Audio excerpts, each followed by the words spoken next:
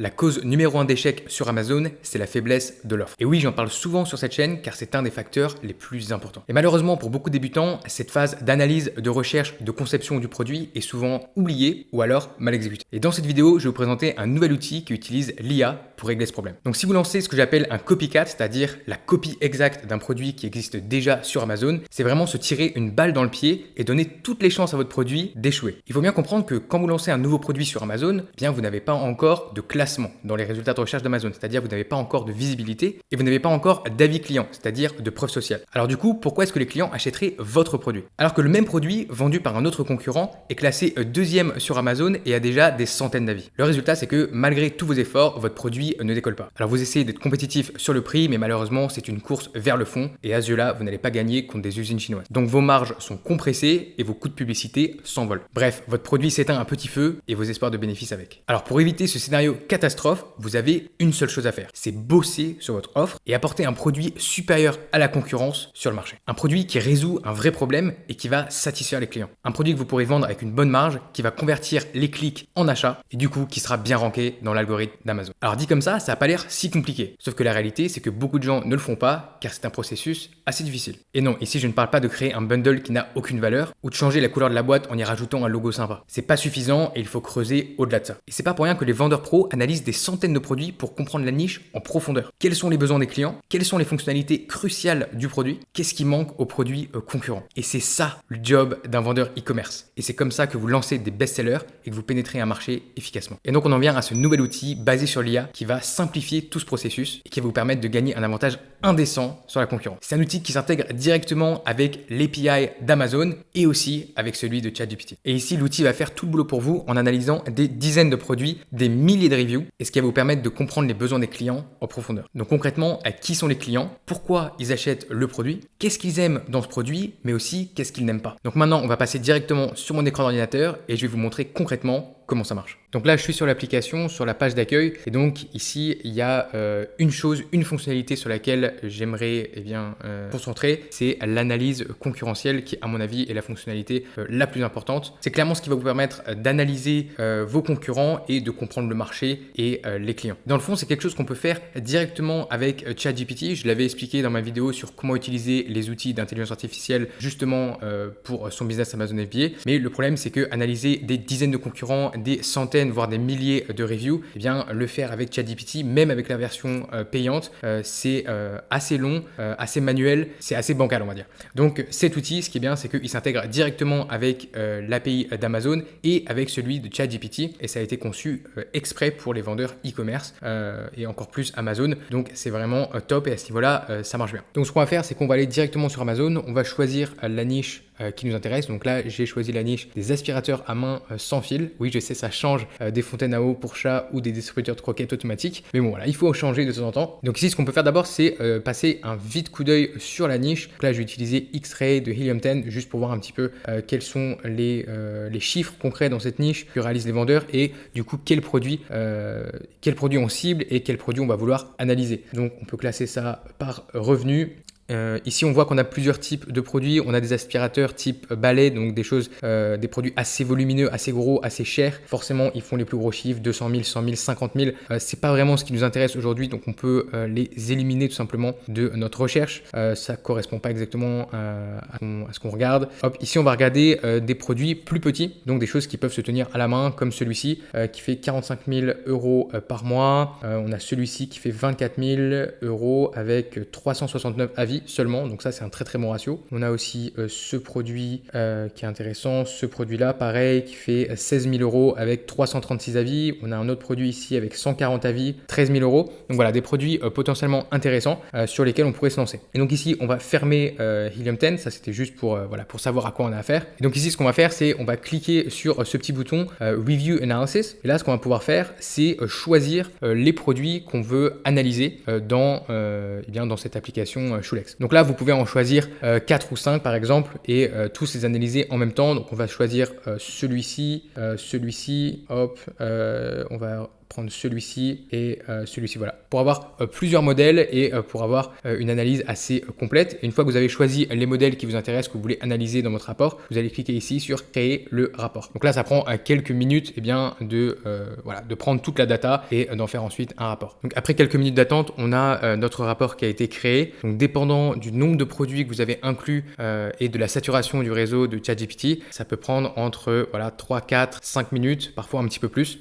Donc ici, on a plusieurs choses dans notre rapport. On a déjà la liste des ASIN qu'on a rentrés. Donc ici, on a 5 ASIN sélectionnés en tout. Et on a aussi le nombre d'avis ou d'examens qui a été analysé. Donc ici, 1298. Donc c'est quand même pas mal et on a pas mal de data. Maintenant, on a plusieurs choses ici. On a une catégorie sur la connaissance du client et c'est ici qu'on va se concentrer. C'est assez intéressant. Donc d'abord, on a le profil du client.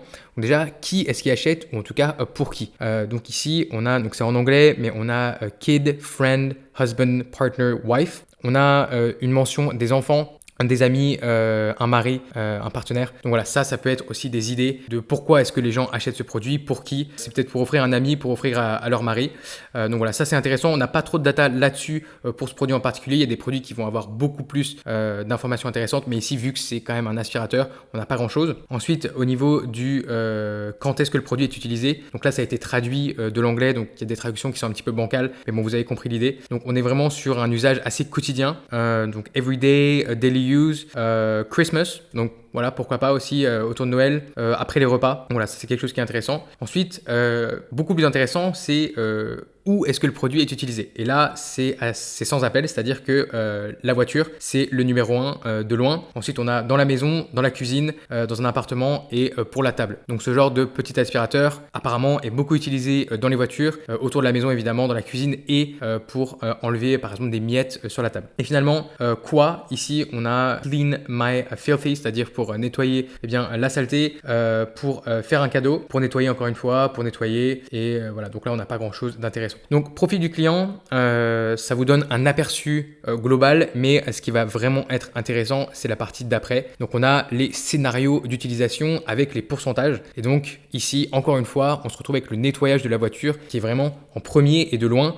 Donc c'est la raison principale pour laquelle les gens achètent ce produit. Et ça, c'est vraiment une information très très importante à avoir pour créer votre offre, pour créer votre listing et votre marketing. Ensuite, on a les petits dégâts, donc pour nettoyer les petites choses rapidement. Les petits espaces, ceux qui sont difficiles d'accès, avec quand même 9%. Encore une fois, nettoyage de petites surfaces. Le mobilier, donc nettoyer les meubles, nettoyer les poils d'animaux. Voilà, des petits nettoyages rapides, ce genre de choses. Encore une fois, on retrouve l'intérieur des voitures. Donc assez intéressant au niveau de pourquoi est-ce que ce type de produit est utilisé. Et ensuite, juste en dessous, on a le sentiment des clients. Donc, quel est leur sentiment par rapport au produit? D'abord, on a le négatif et ensuite, on a le positif. Donc, au niveau du négatif, et là, on peut s'en servir d'inspiration sur quoi améliorer sur notre produit à nous. On a la puissance d'aspiration. Pour 29% des gens, la puissance d'aspiration n'est pas assez forte pour faire un nettoyage en profondeur, pour enlever les poils d'animaux et certaines saletés. Donc ça, c'est important à savoir. Ensuite, on a la durabilité du produit.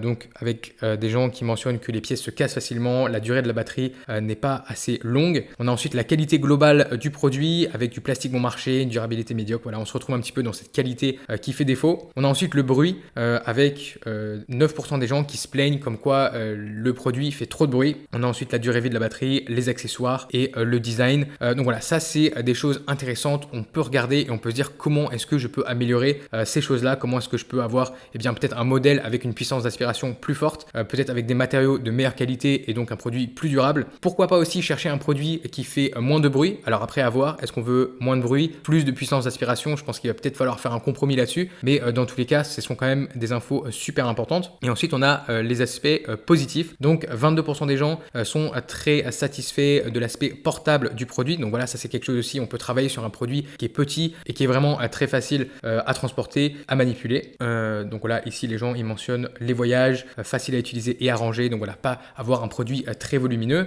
Ensuite, on a les accessoires. Donc les gens aiment bien qu'il y ait pas mal d'accessoires livrés avec ce produit pour sans doute aller dans les recoins moins, nettoyer des choses un petit peu différentes. On a ensuite ici plusieurs choses sur la puissance d'aspiration. Donc il y a forcément plusieurs produits qui sont là qui sont pris en compte. Donc forcément la puissance d'aspiration, c'est quelque chose de très important pour les clients. Quand elle n'est pas au rendez-vous, eh bien ça se retrouve dans le sentiment négatif sur le produit. Et quand les gens sont satisfaits, eh bien on la retrouve quand même. On a ici 3 points qui combinés font environ 25-30% où les gens sont satisfaits de la puissance. Donc ça c'est intéressant. On a ensuite l'autonomie de la batterie, le prix, léger et portable. Voilà. Donc on retrouve encore une fois des thèmes très importants et on peut construire notre offre, on peut choisir le modèle qu'on va vendre, on peut choisir un petit peu comment est-ce qu'on va commercialiser le produit, comment est-ce qu'on va le brander, comment est-ce qu'on va le marketer. Donc ça c'est vraiment crucial et c'est vraiment basé sur de la donnée des clients. Donc on a vraiment un aperçu direct sur la satisfaction ou la non-satisfaction des clients. La section du dessous, elle est très importante, c'est la motivation des acheteurs. Qu'est-ce qui fait que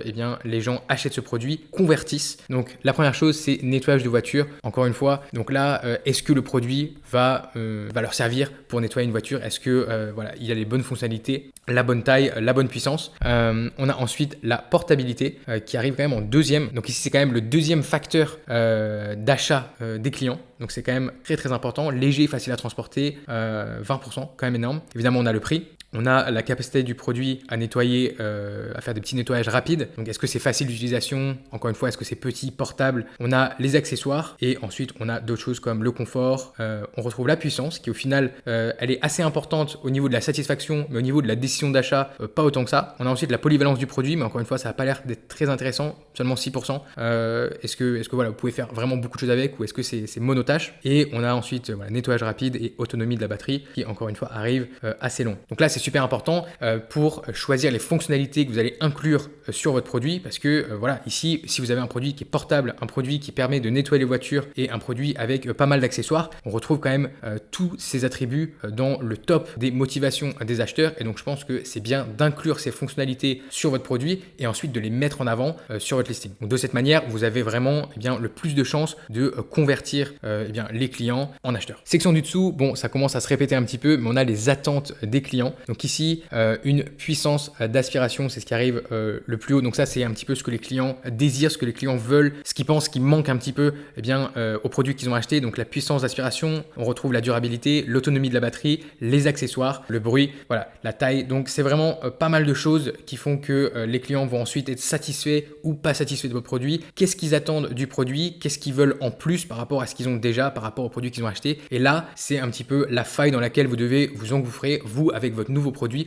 pour apporter quelque chose qui va satisfaire les clients en prenant en compte évidemment les attentes des clients et aussi ce qui les motive à acheter. Donc ça, c'était la partie connaissance du client qui est quand même assez intéressante. Ensuite, si on retourne en haut, on peut voir la partie critique. Donc ça, c'est la partie tout simplement des avis. Et là, vous avez tous les avis qui sont compilés et que vous pouvez classer. Donc vous pouvez les classer par nombre d'étoiles, 1 étoile, 2 étoiles. Allez voir un petit peu tous les avis clients concrètement, mais en fait ça va juste être un petit peu le détail de ce qu'on a déjà ici dans la connaissance du client. Donc ça, c'était pour le rapport. Maintenant, si on revient sur Amazon, ce que vous pouvez aussi faire, c'est décider d'analyser un produit en particulier. Par exemple, là j'ai pris le best-seller de la niche qui est ce produit-là. Et donc là, vous voyez que c'est un produit qui a 2460 avis. C'est un produit qui génère quand même 45 000 euros par mois. Donc, c'est assez intéressant d'analyser le top vendeur, voir un petit peu comment ils ont marketé leurs produits et est-ce qu'on retrouve certains attributs, mais aussi certains défauts qui sont mis en avant par les consommateurs. Et donc ici, vous pouvez cliquer sur le Review Analysis. Vous voyez que ce plugin ici, c'est le plugin de Shulex. Donc, on peut cliquer là-dessus et là, vous avez le détail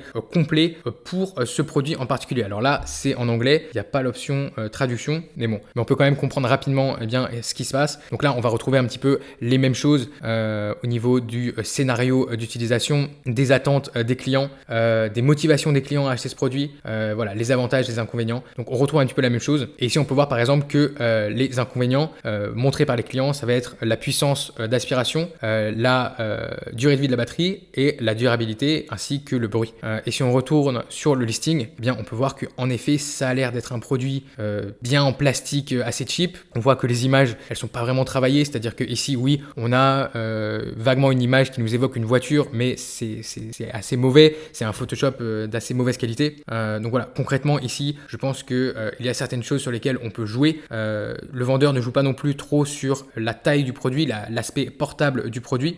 Donc voilà, donc ça peut nous donner des idées sur comment créer notre propre produit. Et ce que vous pouvez aussi faire, c'est aller aux États-Unis ou sur une grosse marketplace comme Royaume-Uni ou Allemagne et aller faire exactement la même chose. Donc vous prenez la niche. Ici j'ai pris vacuum cleaner for car, donc aspirateur pour voiture, et vous passez pareil, vous faites une review analysis, ou alors vous allez analyser directement un concurrent en particulier. Et ici vous voyez, j'ai pris le best-seller qui a 19 000 avis, donc forcément ça nous donne énormément de data, et de la data qui est encore plus fiable, j'ai envie de dire. Si vous cliquez sur review analysis, voilà, pareil, là vous allez avoir les points positifs, les points négatifs, les scénarios d'utilisation. Donc on se retrouve exactement sur la même configuration qu'en France. Normal, c'est le même produit. Donc ici vous avez vraiment plus de données. Par exemple, dans le profil des consommateurs, vous avez 40% qui sont des adultes seuls, 30% qui sont des parents, 15% qui sont des gens qui ont des animaux de compagnie. Donc voilà, ça c'est vraiment super intéressant comme données. Vous avez aussi le quand ils utilisent leurs produits, donc quand ils en ont besoin un petit peu tous les jours, 50%, mais aussi on a après un road trip, c'est-à-dire après un voyage en voiture, 20%, et après un voyage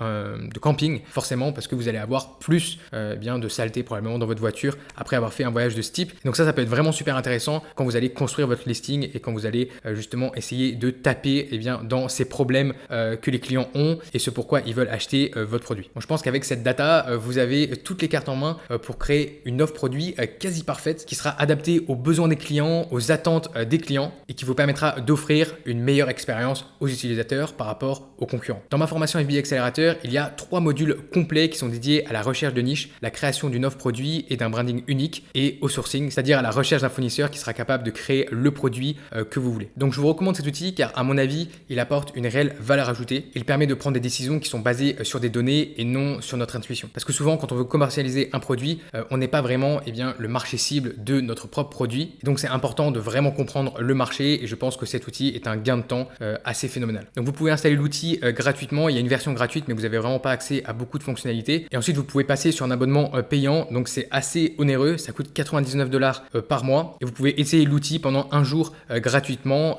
pour voir un petit peu les fonctionnalités de la version pro. Donc je suis d'accord, 99 $, ça fait un budget. Mais je pense que même si vous prenez l'outil seulement pendant un mois, ça peut vraiment vous aider pendant la phase de recherche, d'analyse, de conception de votre produit. Donc si ça vous intéresse, je mettrai le lien du produit juste en dessous dans la description. Et à mon avis, ici, c'est vraiment un produit qui n'a pas de concurrence pour le moment parce que si on regarde par exemple l'outil de Helium 10 qui s'appelle Review Insight, donc qui permet d'avoir un petit peu plus de données sur les reviews, vous allez pouvoir classer les reviews par nombre d'étoiles. Vous allez pouvoir seulement analyser un produit à la fois. Vous avez des choses comme les top phrases, mais qui vous apportent quand même pas grand chose. Et puis voilà, vous avez vraiment pas grand chose là-dedans. Donc c'est des conclusions qui sont assez peu constructives et vous pouvez pas vraiment baser vos décisions sur ce genre de données. Mais bon, qui sait, peut-être que Helium 10 rajoutera un petit peu d'IA dans cet outil et que cet outil deviendra un vrai concurrent à Shulex. Et juste pour finir, il y a quelques autres fonctionnalités pour cet outil. Une fois que vous avez la version pro, vous pouvez cliquer ici sur Listing Optimization et en fait vous allez avoir le listing qui va être réécrit